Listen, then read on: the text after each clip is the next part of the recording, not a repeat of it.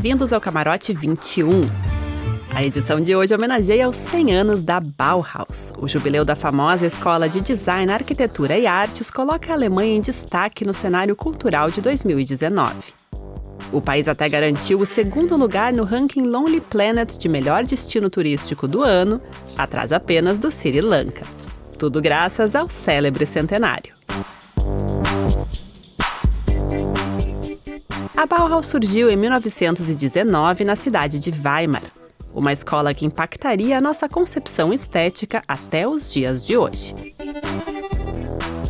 Mas o que se sabe sobre a Bauhaus? Na verdade, muito pouco. É hora de desvendar mais e desmentir alguns mitos.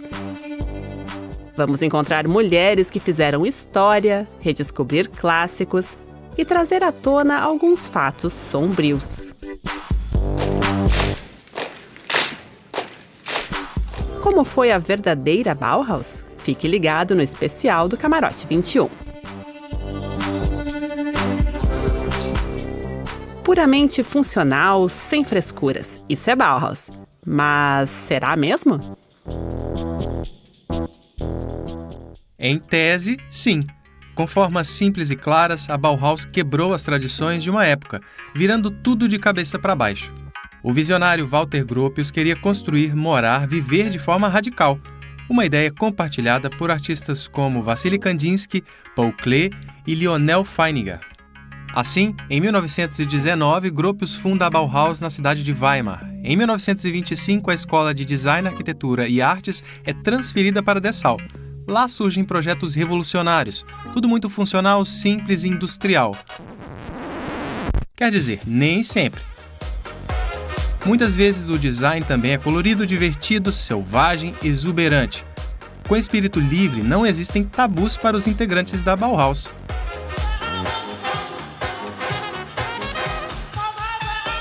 De cores e materiais a percepções e estilos de vida, para eles tudo se torna um experimento. Eram os ultramodernistas dos anos 1920 celebrando o nascimento de uma nova era, sem pudores, inclusive na vida pessoal. Acho que houve cerca de 70 casamentos entre os integrantes da Bauhaus. Era um grupo, uma organização de muita proximidade. Talvez se possa dizer até que incestuosa. Mas, acima de tudo, uma organização multicultural, com professores e alunos vindos de várias partes do mundo. Seria então a Bauhaus uma invenção não necessariamente alemã, mas internacional? Isso mesmo. O estudante Ariel Sharon, por exemplo, traz ideias do seu kibbutz na Palestina para Dessau. Quando volta para casa, ajuda a construir a lendária Cidade Branca em Tel Aviv. Tempos depois, uma universidade na Nigéria. Ifé, sudoeste da Nigéria. O campus universitário projetado por Ariel Sharon é aberto, arejado, adaptado ao clima e às necessidades do país. Praticamente um manifesto Bauhaus. A universidade abre em 1962, apenas 2 anos após a independência da Nigéria, e se torna o símbolo da jovem democracia. Na época, as propostas modernistas eram transgressoras. Mas e hoje? Será que as ideias da Bauhaus ainda têm futuro? A Bauhaus sempre foi guiada pela pergunta: como queremos e como podemos viver? Um questionamento cotidiano em Lagos, uma metrópole em constante mudança. Tosin Yoshinobu é arquiteta, filha da era moderna. Ela estudou e morou em Londres, mas Ifé continua sendo sua fonte de inspiração. Quando o modernismo chegou nos anos iniciais do pós-colonialismo, os arquitetos que vieram para cá eram modernistas. Eles que projetaram a estrutura da cidade de Lagos, e isso é visível até hoje na arquitetura da cidade.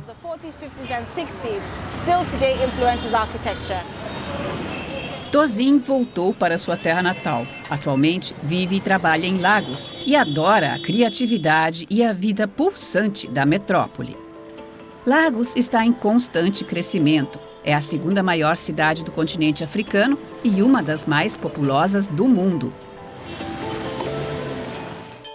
Entre a herança colonial e modernista, os arquitetos nigerianos buscam uma linguagem própria para lidar com os desafios da atualidade, o futuro das megacidades.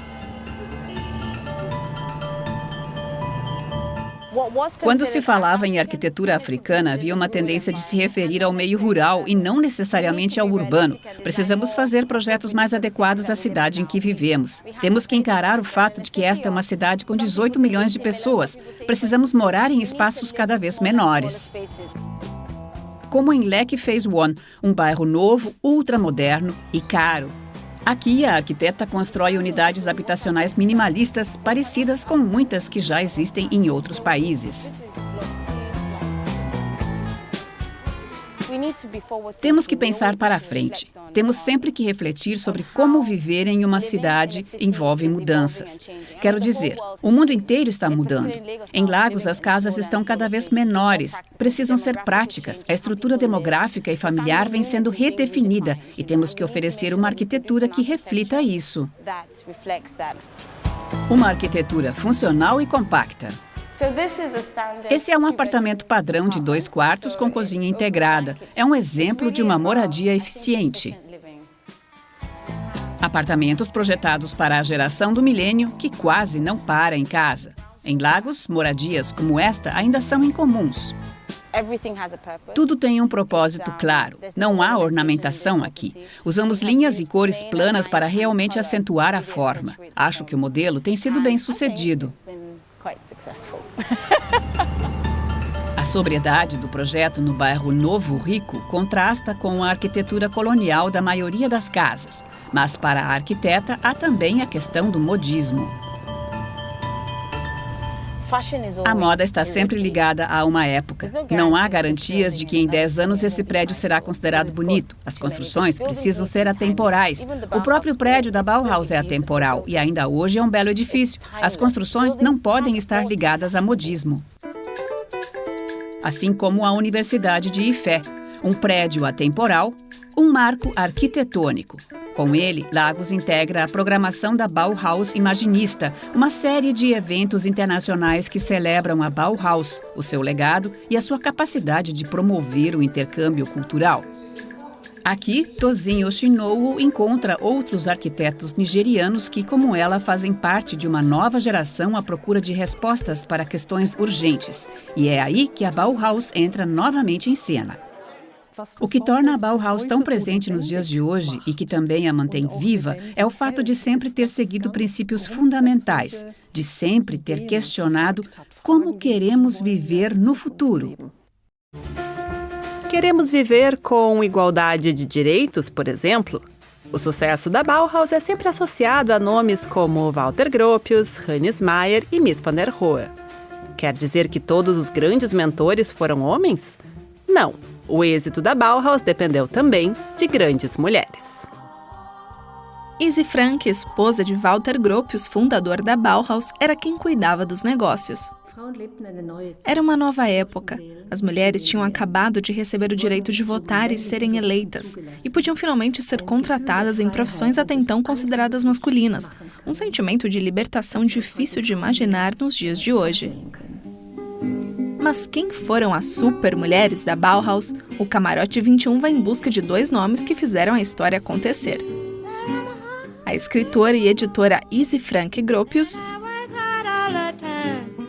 e a designer e arquiteta Lili Reich, que projetou grandes exposições, móveis e interiores para industriais ricos da Alemanha. Uma descoberta recente. Há alguns anos, desenhos de móveis feitos por Lili Reich apareceram no mercado. Quando vi esses desenhos, percebi a importância de Lili Reich no trabalho de Mies van der Rohe, especialmente nos móveis. Isso me fez querer saber mais sobre ela. A curiosidade resultou em pesquisa intensa. Christiane escreveu um livro sobre a parceria entre Mies van der Rohe e Lili Reich. A influência dela no trabalho dele é frequentemente esquecida ou até ignorada. A historiografia quase sempre faz questionamentos a partir da perspectiva contemporânea. As perguntas são feitas de acordo com os interesses da época, do presente. Essas mulheres só foram redescobertas recentemente porque é um momento em que o discurso político e social sobre o papel da mulher na sociedade voltou a ser discutido. E agora, no centenário da Bauhaus, finalmente elas recebem a atenção merecida. Em foco, a força das mulheres. Essas mulheres foram corajosas, se arriscaram a assumir novos papéis. Elas eram curiosas, revolucionárias por natureza.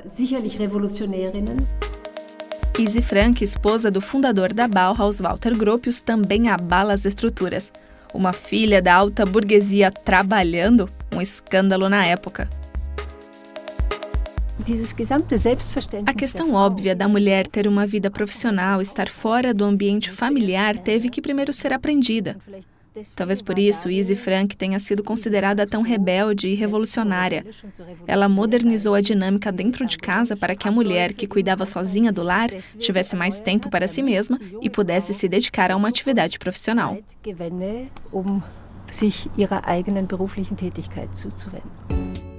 Para Jana, uma coisa é clara, o trabalho de Isi Frank na Bauhaus foi decisivo. Ela organizava, fazia a divulgação dos projetos e coordenava o planejamento da Casa dos Diretores em Dessau, da arquitetura ao design de interiores. A própria senhora Bauhaus, como dizia o marido. Isi Frank desempenhou pelo menos uma dúzia de papéis na Bauhaus. Ela que mantinha os contatos, convidava pessoas para visitas. Ela tinha um tino muito bom para o Zeitgeist, o espírito da época. Assim como Lili Reich, que já era uma figura central do movimento quando assumiu o cargo de chefe do setor de construção da Bauhaus em 1932. Ela também foi responsável pelo design de interiores dos projetos do arquiteto Mies van der Rohe. Como parceira dele de profissão e de vida, atuou no projeto Haus Lange, na cidade de Krefeld. Porém, no local não resta nada do trabalho dela. Por que será? Durante a pesquisa sobre Lili Reich, percebi que as possibilidades se fecharam por ela ser mulher. Talvez hoje a definiríamos como uma mulher forte ou algo assim. Ela era incrivelmente organizada, muito comunicativa e muito assertiva, também com os homens. E o fato de ela ter sido esquecida dessa forma, talvez não se deva apenas a Mies van der Rohe, mas a toda uma historiografia dominada por homens e que procurava por heróis masculinos. Heróis como Mies van der Rohe, que projetou o pavilhão alemão para a Exposição Internacional de Barcelona de 1929. Lili Reich trabalhou junto com ele. A propósito, ela foi a diretora artística do pavilhão, o que coloca em dúvida se a mobília teria sido realmente projetada por Mies van der Rohe. Quem realmente teria criado esse clássico do design? É um ponto interessante, porque justamente a Daybed é considerada uma peça icônica de Mies van der Rohe. Mas, curiosamente, há pistas que levam a dizer que Lili Reich teria sido a criadora da peça. Primeiro, porque a primeira versão foi publicada com o nome dela, em 1932. E segundo, porque até antes da Segunda Guerra Mundial, o único desenho que existe desse sofá-cama foi feito por ela. Os poucos documentos que ainda existem sobre Lili Reich mostram o trabalho de uma grande designer, muito à frente de seu tempo. Porém, após 1933, quando os nazistas tomaram o poder, Lili Reich passou a ser menos seletiva na escolha dos clientes. E não foi a única.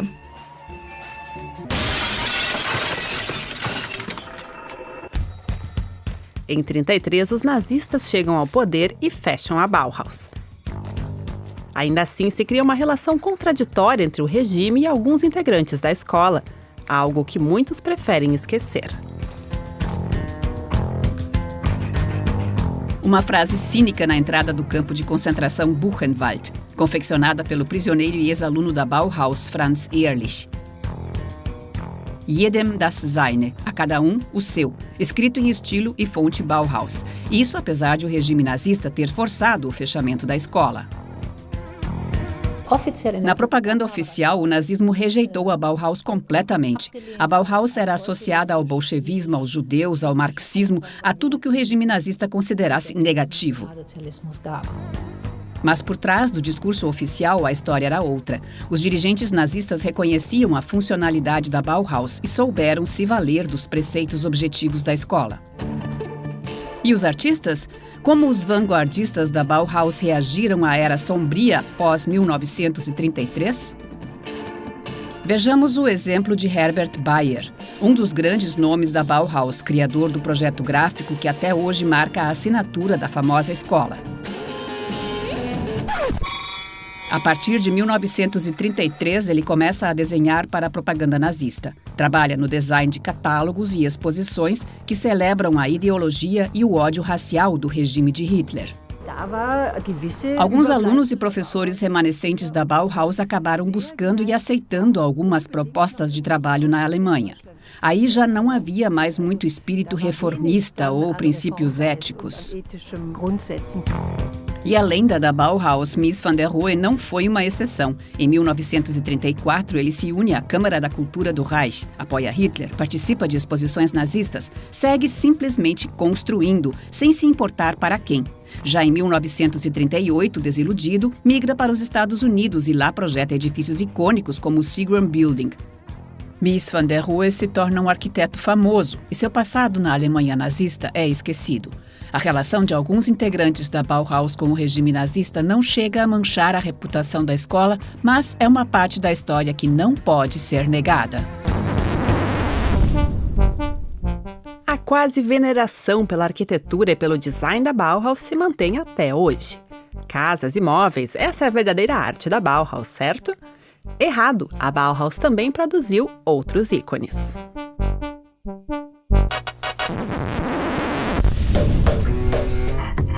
Tecidos coloridos e inovadores. Annie Albers se arrisca a ultrapassar os limites da tecelagem, misturando design industrial com artesanato para criar arte. De origem judaica, Anneliese Fleischmann, de nascença, começa a estudar na Bauhaus em 1922. Inspirada por Josef Albers, seu professor e depois marido, e também pela pintura de Paul Klee, o trabalho dela vem sendo redescoberto na Europa. O nosso público apaixonado por arte ficou fascinado com a exposição que tivemos sobre Annie Albers, por ver algo diferente. A obra dela tem outra materialidade, uma estrutura profunda e processos diferentes de fabricação. É incrivelmente fascinante.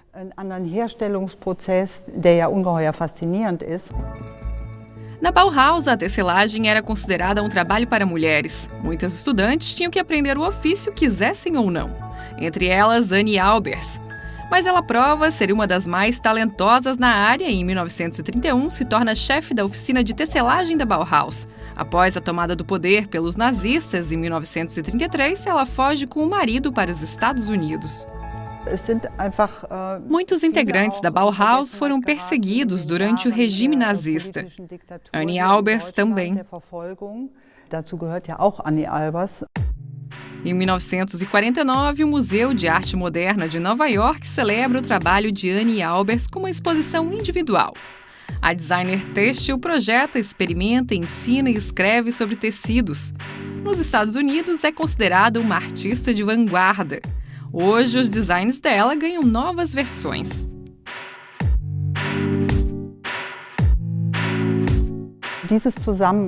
É uma interação entre perfeição artesanal, imaginação, curiosidade e um diálogo incrivelmente interessante entre os materiais.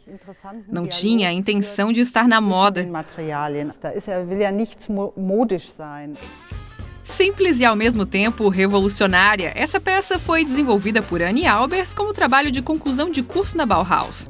Ela foi a primeira mulher a receber um diploma da Bauhaus. Em 1930, desenvolveu a tapeçaria do auditório da Escola Federal de Bernal, local que hoje é monumento em homenagem à Bauhaus e patrimônio mundial da Unesco.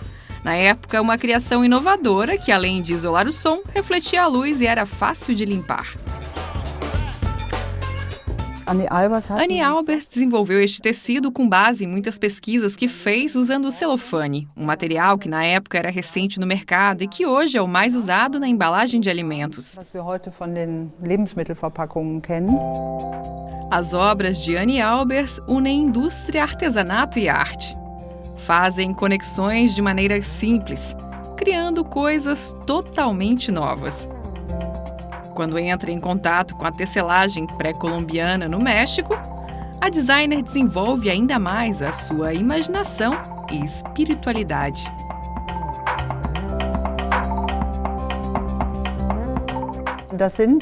Essas peças são realmente únicas. Annie Albers criou algo que deixa claro como o trabalho dela é especial.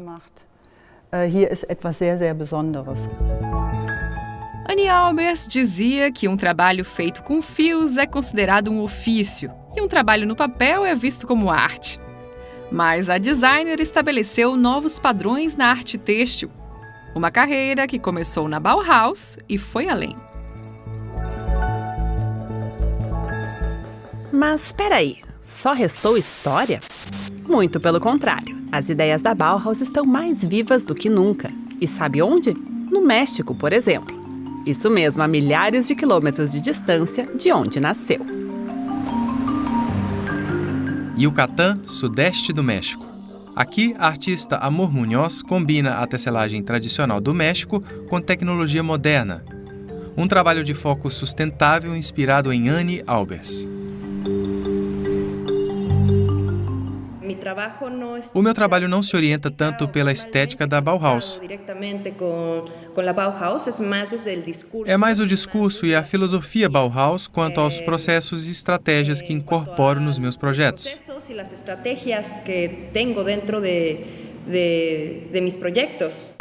A designer quer dar novo fôlego a uma tradição popular, a arte de transmitir conhecimento por meio de tecidos, com desenhos não apenas decorativos, mas totalmente informativos. Como nos telares, por exemplo, os tecidos peruanos. Neles há muitos gráficos, formas e símbolos. É como uma linguagem, tem um significado.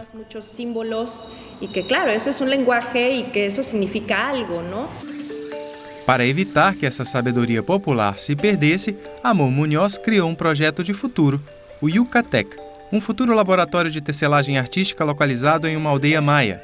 O projeto conecta as habilidades tradicionais das artesãs locais com a tecnologia do momento, e assim surgem chapéus carregados com energia solar.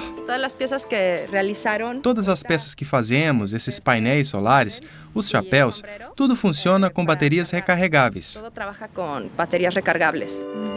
Os painéis solares são conectados por um fio, formando um circuito. O fio é costurado em um suporte feito com fibra de sisal, planta típica da região. Uma vez carregado, o chapéu ilumina por algumas horas. Até as tradicionais sacolas de compras ganham releituras contemporâneas. Também estamos pensando em fazer sacolas com painéis solares para carregar a bateria dos celulares, por exemplo. Estes sabucanes podem ser transformados em carregadores de celular para quando você vai para algum lugar sem energia elétrica. Ideias como esta lhe renderam uma bolsa para estudar em Dessau, local onde a Bauhaus atingiu o ápice. No antigo prédio da escola funciona hoje a Fundação Bauhaus. É uma honra poder trabalhar na casa dos mestres da Bauhaus. É mudar de contexto, entrar em um contexto mais conectado com as ideias da Bauhaus. Usando o conceito da tecelagem como veículo de informação, Amor Munhoz desenvolve tapetes com material condutivo. Na série Matter and Memory, o código binário da linguagem de computador ganha forma têxtil com desenhos que armazenam memória. A designer pretende aplicar a ideia nas aldeias do México.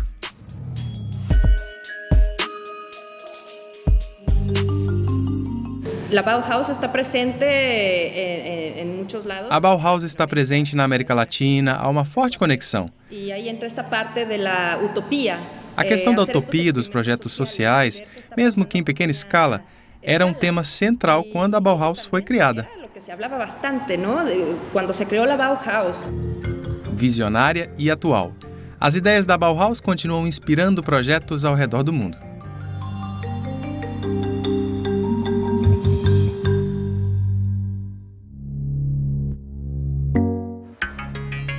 Em 2019, a Bauhaus completa 100 anos e uma série de eventos acontece por toda a Alemanha, como em Weimar e Dessau, por exemplo, duas cidades que marcaram a história da Bauhaus no país. Weimar, no oeste da Alemanha, o berço da Bauhaus está pronto para receber a festa. A Casa am Horn, primeiro edifício modelo da Bauhaus, foi completamente restaurada. E em abril deste ano, Weimar inaugura um museu dedicado exclusivamente à Bauhaus, com diversas peças produzidas nos antigos ateliês da escola, algumas até então nunca vistas. A cidade de Dessau também vai ganhar um novo museu, com milhares de originais da Bauhaus da Fundação em Dessau.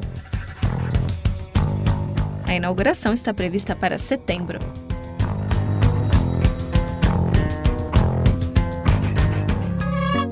em Berlim, na capital alemã, o famoso arquivo Bauhaus passará o centenário de portas fechadas. O museu está sendo restaurado e só deve reabrir em 2022.